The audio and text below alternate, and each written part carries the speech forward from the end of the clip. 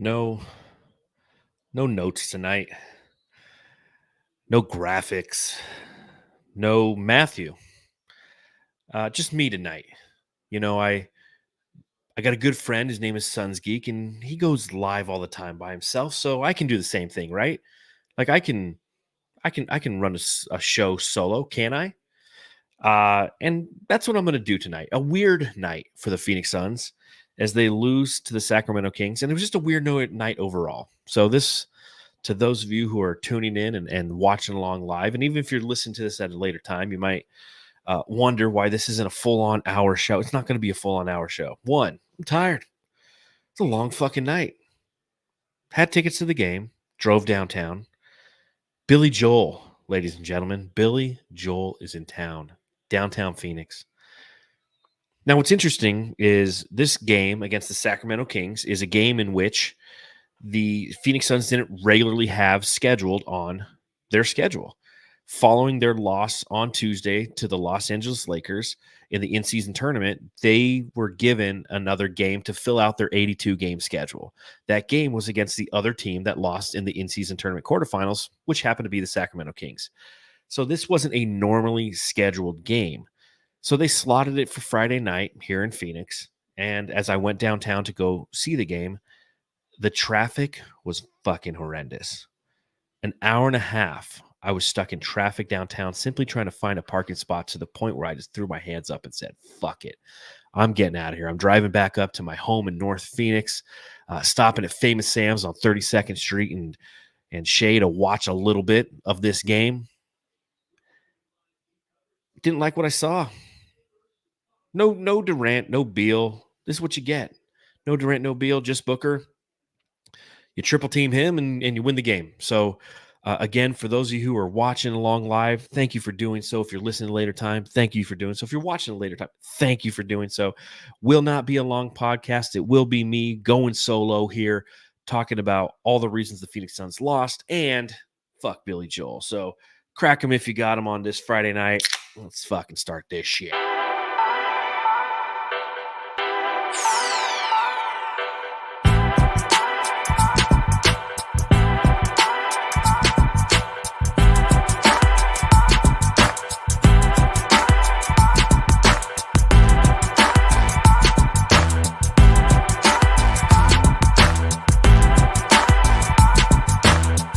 114 to 106. The Phoenix Suns lose to the Sacramento Kings. Again, if you're joining me, it's just going to be a solo show. It's just me tonight. Matthew at the game covering it on behalf of Bright Side of the Sun. So read his recap over there if you'd like to get the written word. But if you want to listen along or watch along, I appreciate you doing so. As Matthew Joyce says in the chat, damn that piano man. Yeah, fuck you, Billy Joel. Fuck you. The traffic that you created downtown literally made me turn around and just go home. I couldn't find a parking spot. It was absolute mayhem. I sat and sat and sat and sat and sat. And so you had that, a weird vibe inside the arena tonight, obviously, because a lot of people are stuck in traffic. So there's no energy. There's no juice in there. And then the Phoenix Suns abided by doing the same thing in the third quarter. Team came out, third quarter. You know, it's a decent game. They're playing okay. Again, no Kevin Durant, no Bradley Beal, because, I mean, when's the last time you saw Bradley Beal play a Phoenix Suns a game in a Phoenix Suns uniform? It's been quite some time. But Phoenix Suns come out in that third quarter and are just abysmal. They actually come out kind of hot, push the lead up to 11, and then they proceed to go 6 of 23 from the field. That's 26.1%. From the floor, 0 of 8 from beyond the arc. That's 0% from the floor and from beyond the arc, and are negative 21 points. And uphill battle from there on out. And when you have the lack of Kevin Durant and the lack of Bradley Beal and the lack of firepower, you're not going to win this game. I wrote the recap, or I'm sorry, the preview for Bright Side, and I called a loss tonight. I felt it was going to be too much to overcome because the Suns entered this game with the 23rd most bench points in the entire NBA.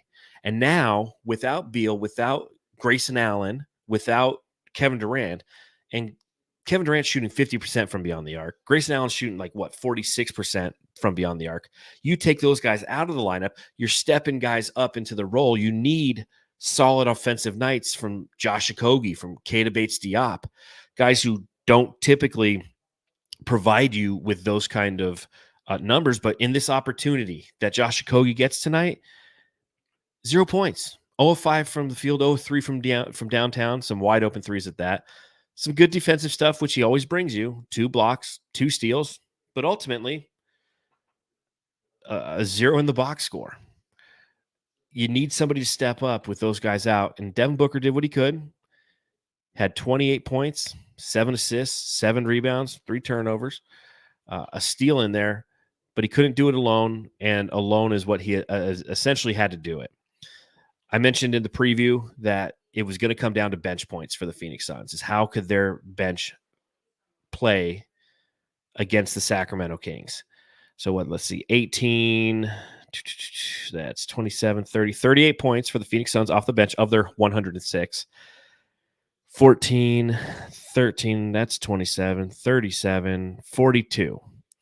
And you had 14 points from Vanetsikov. You had 13 points from Malik Monk and 10 points from Keon Ellis on the Sacramento Kings side. So again, a challenge for the Phoenix Suns when you're playing that Pacific Division foe and you're depleted.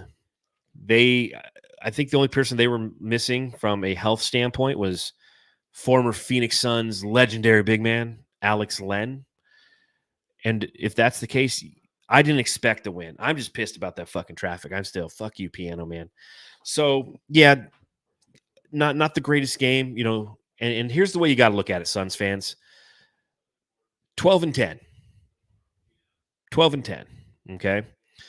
Go through the division. We've lost 3 times to the Lakers.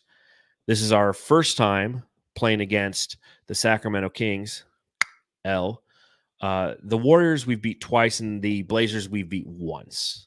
So overall, if my math serves me correctly, we're 3 and 4 in the division, right? There's 60 games left. 6-0. We're frustrated. I hated the traffic downtown tonight. I turned around. There's crackheads walking the street. You know how terrifying it is to be sitting in traffic, not moving, and somebody comes right up to your window and just stares at you, and you're like, get this motherfucker some crack. I don't know. It was some scary stuff going on downtown Phoenix tonight. It's frustrating to lose twice in a week, both at the hands of division foes, both at the hands of teams that wear purple, just like us, but not as pretty as us. But at the end of the day, there's 60 games left. Now, there's opportunity. We saw a lot of challenges, right? You have... Can you hear me, Matthew? Yeah, I can. Can you hear me? Yeah. How you doing, man? I was just bitching and moaning about traffic. Yeah, it's pretty bad. Is it too loud? No, you're fine. Real quick, okay. Aussie Suns fans in the podcast. He says he recognized you from the podcast and wanted to say hello. If you're talking about Billy Joel, listen, Gavin, you and I sat out on my patio here and we listened to Billy Joel and we drank. And I hate the Piano Man after tonight, man. How did you get in the arena, dude? I barely got in. I was like, you and Shannon. When Shannon texted me, she's like, "Hey, we're leaving." I'm like, it makes sense. Like, I almost just left too and went home, dude. I got in. I probably sat down with 6 minutes left in the first quarter, but jeez. I was in traffic for an hour too, just like you guys. That was insane, man. It was an hour and 45 minutes, dude. Yeah. It was horrible. Yeah, there was no one there too. The crowd, it was probably still about halftime. It was halfway empty. So.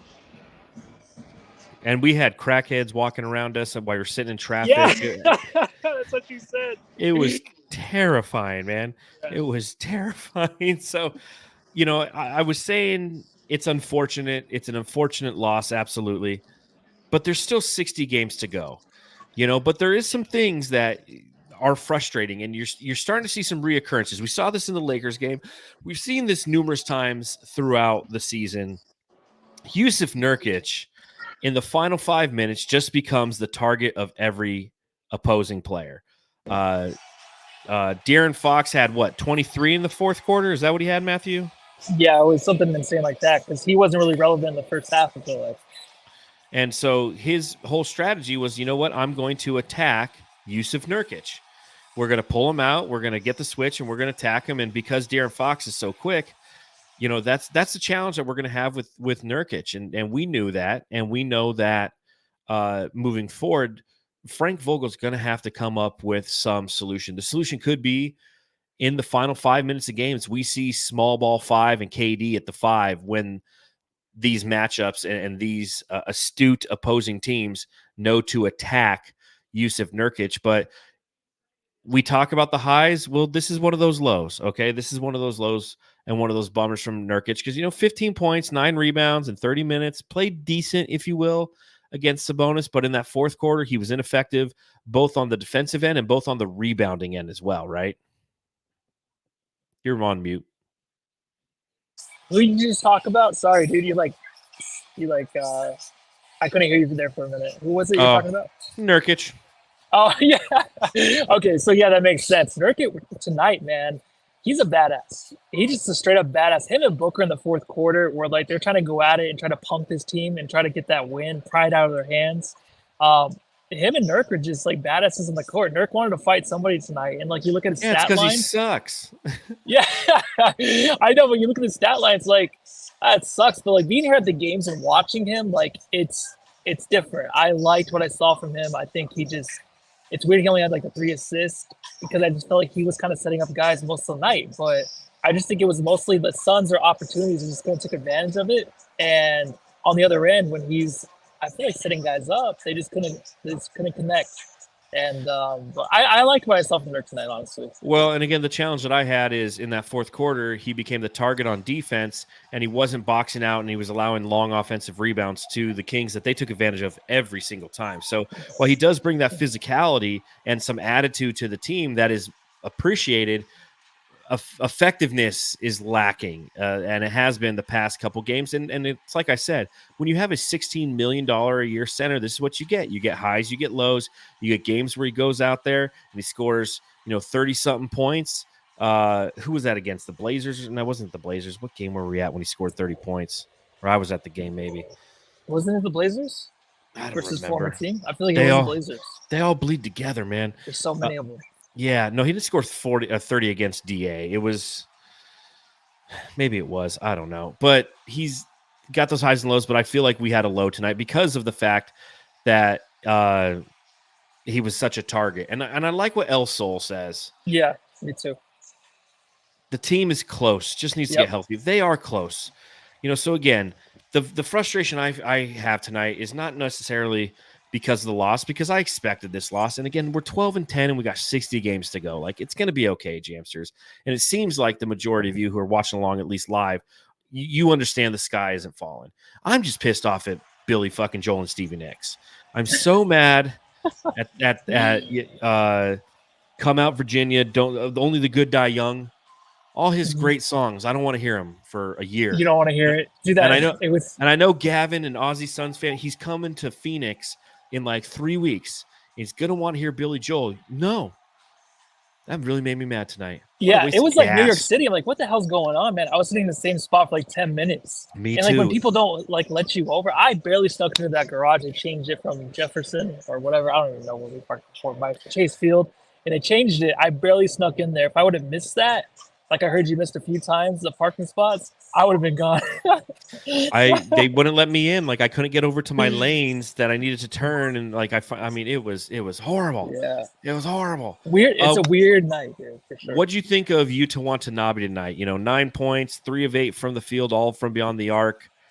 24 minutes played. We knew that with both Allen and Durant out, that somebody was going to get a bump in minutes. It was Yuta Watanabe. What'd you think?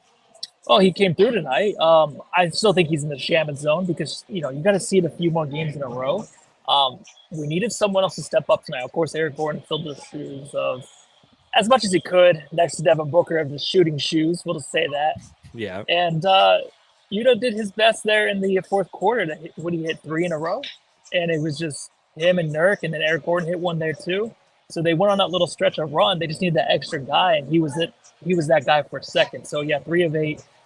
It doesn't look the best, but in that stretch, it was huge because it got the crowd back into it. It got all the team. Everyone was just like fighting back for that last surge to try to take over the lead and get back into the game. And he was a big help to that. And that's what you want to see from him, stepping up in those moments. So that was big for him. I think the biggest challenge with Phoenix right now, and it's definitely something that we have to continue to focus on, is we're a middle of the pack rebounding team. We entered this game 15th in the league in total rebounds. And then again tonight, we were out rebounded by 10 by the Kings. The Kings aren't a great rebounding team. And 15-8 on the offensive glass. And it started to become a theme to where the Phoenix Suns just I'm just like crouched down here. Isn't it crazy when you're sitting up there and like everybody leaves? Yeah, everyone's gone. Well, everyone leaves like with 5 minutes left sometimes. Like when they kind of figured out who's going to win, they take off. So you get the people right next to you. Good luck.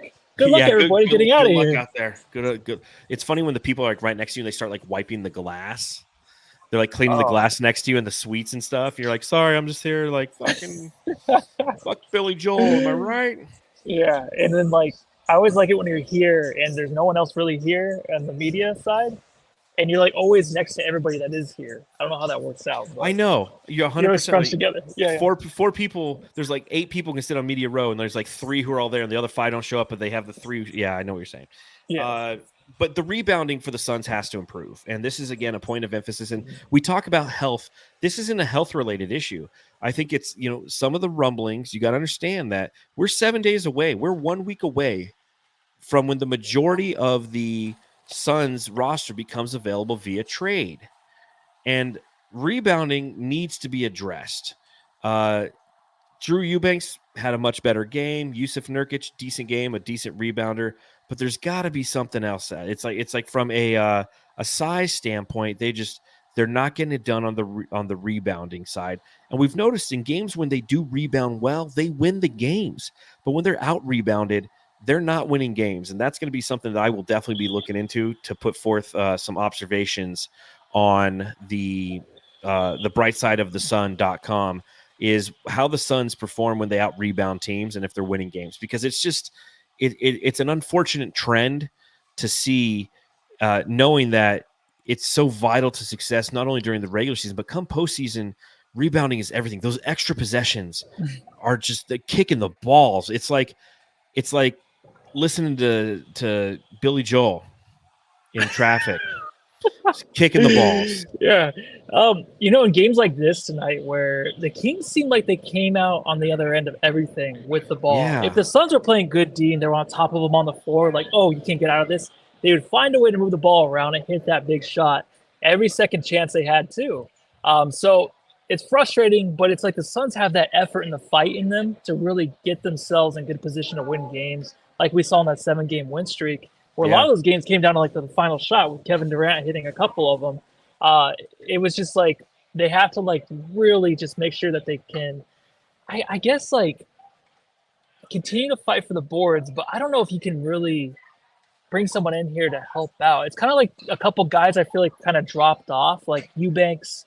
Metsu's been doing better, but like with the Eubanks dropping off the way he's been and just Kevin Durant being out, I just think it's more noticeable just right now. I don't think it's that big of a deal to me yet. I like what Blaze Megatron says in the chat. He says long misses come down to the guards' hustle.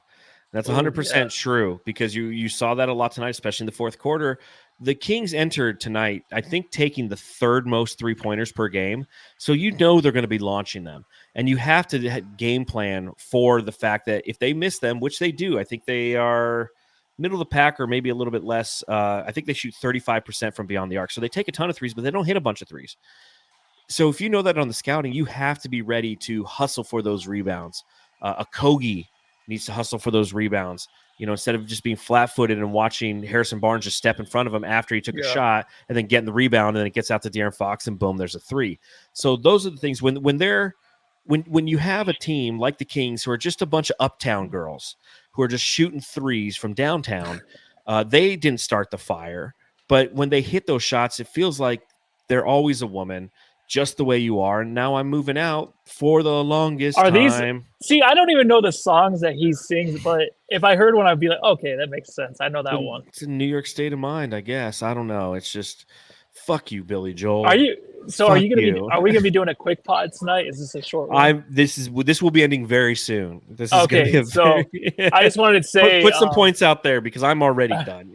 I'm gonna go to the interviews because I think the players are probably coming on now. But I wanted just to say that games like this where you have to go up against Fox and then you see how Halliburton's playing, those are things that kind of scare me always with just the younger guards that come out and they're just like dominant against the Suns. I know Halliburton's over in the East, but this just kind of bothers me when they outplay Booker in a way where they can close these games out without any help, really. I mean, obviously the Kings have some help, but the way Fox can just carry this team and just be that guy, and then you have Halliburton over there, and of course, a lot of the LeBron James is like 22 years old now, so it's always kind of scary to watch that stuff. But then I feel like as a team, the Suns have a chance when Bill comes back, and after they're playing for for a month together. That's the only thing I look forward to. I don't look forward to really just Booker going up against these other guys. I look forward to the Suns just being healthy and just winning as a team instead of relying so much on Booker, because that's a scary thing I feel like right now. Team basketball. That's what we're waiting. Team basketball. So, Matthew, I know you're going to pop out of here. You're going to go see the post-game interviews. Let us know if you get anything good. And Jamsters, subscribe, rate, and review, all that fun stuff. We didn't start the fire, but I'm closing the pod out now. We'll see you on Tuesday night when the Suns play the Golden State Warriors. I know it's a short one of our shorter ones. I always say it, that we're going to have short pods, and then we go on for an hour and some short pod. Well, you look about dead right now, so. I'm tired. I'm going to go home and love my family. Go home.